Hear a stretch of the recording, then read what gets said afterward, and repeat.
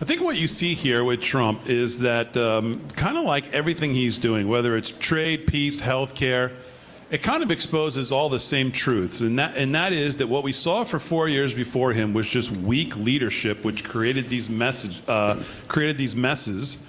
and it's strong, decisive leadership that's going to clean them all up, right, Kev? Absolutely. My big fear here, though, is.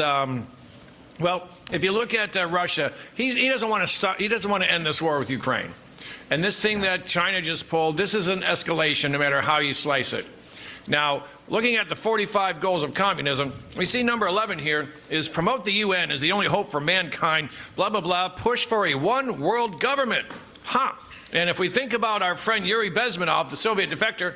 He said there's a 4-point plan to bring communism here, and we are right now at part 2, which is destabilization. That's the riots that we see going on, the crime, etc. Right. And the next one is crisis. That's a 6-week armed conflict, and that's when they say, hey, everyone, we can continue fighting, or we can just declare one world government. What do you want to do?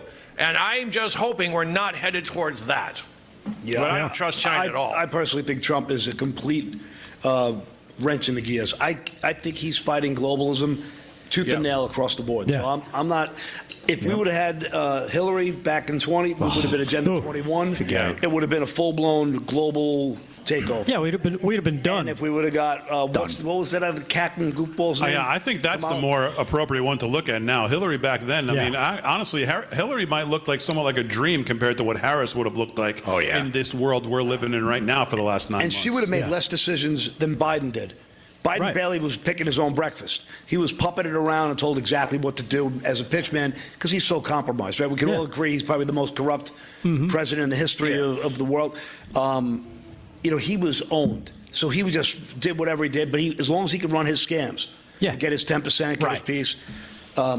Hillary obviously was still in control to a degree, and I think it's safe to say one of the worst animals we would ever have seen in the I think she's one of the worst human beings that ever walked the earth. She's probably she's what Katie Porter hopes to be, right?